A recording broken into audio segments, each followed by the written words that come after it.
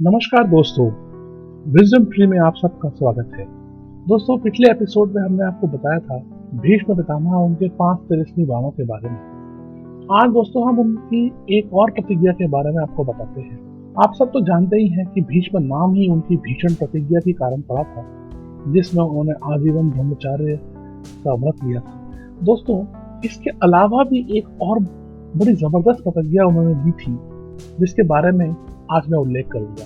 दोस्तों, यह उस वक्त की बात है जब भीष्म पितामह कौरवों के सेना के प्रधान सेनापति थे।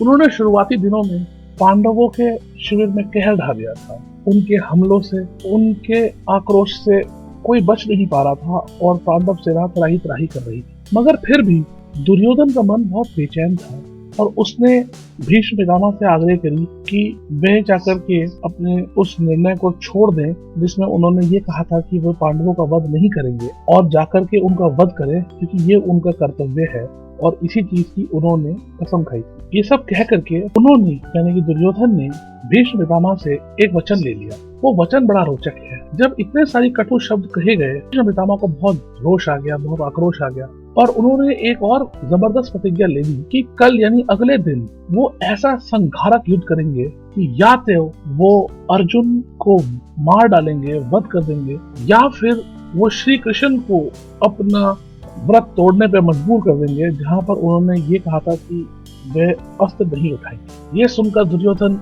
अति उत्साहित हो गया। अगले दिन दोस्तों जब युद्ध हुआ तो भयंकर युद्ध हुआ और अर्जुन की अपनी सारी क्षमताओं के बावजूद भी वो भीष्म पितामह के सामने टिक नहीं पा रहा था। दोस्तों, भीष्म पितामह ने अपने पूरे तेज का प्रयोग कर लिया था और वो रहस्य तेज की वजह से उनके बाणों की गति इतनी तेज हो गई थी कि मानो आंखों में ओझल हो जाए और नजर न आ सके। दुर्योधन ने बड़ा कड़ा मुकाबला करा, लेकिन भीष्म पितामह जी के बाणों से अर्जुन का पूरा कवच कट के अलग हो गया। उसके शरीर से कई जगहों से रक्त बहने लगा और गांडीव की प्रत्यंचाएं भी उन्होंने बहुत दफे काट। इस तरह बुरी तरह से असहाय देख करके जब अर्जुन का वो वध करने ही जा रहे थे, श्री कृष्ण महा आक्रोश में आ गए। वो रथ से उतरे और एक टूटे हुए रथ का पहिया उठा करके वे लपक पड़े भीष्म पितामह की ओर, उन पे हमला कर। दोस्तों, आप सब जानते ही हैं कि श्री कृष्ण तो स्वयं भगवान का अवतार थे।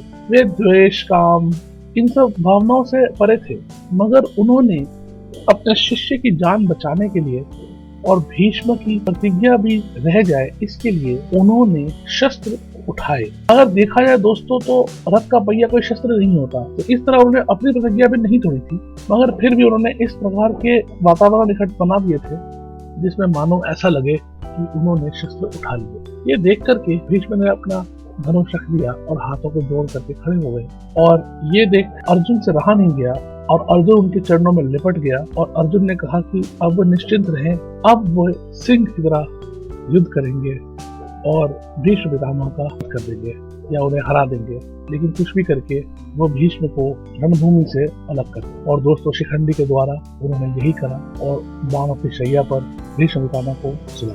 दोस्तों, ये कहानी आपको कैसी लगी हमें कमेंट सेक्शन में बताइएगा और यदि आपको हमारा चैनल और उनकी वीडियो थोड़े भी पसंद आ रहे हैं तो आपसे निवेदन है कि आप उन्हें सब्सक्राइब कीजिए ताकि रोज नए वीडियोस आप तक पहुंच सके। धन्यवाद।